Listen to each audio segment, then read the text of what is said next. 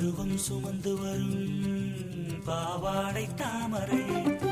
கட்டம்பூச்சி பிடித்தவள் தாவணிக்கு வந்ததெப்போ மூன்றாம் பிறையணி முழு நிலவானதெப்போ மௌனத்தில் நீ இருந்த யாரைத்தான் கேட்பதிப்போ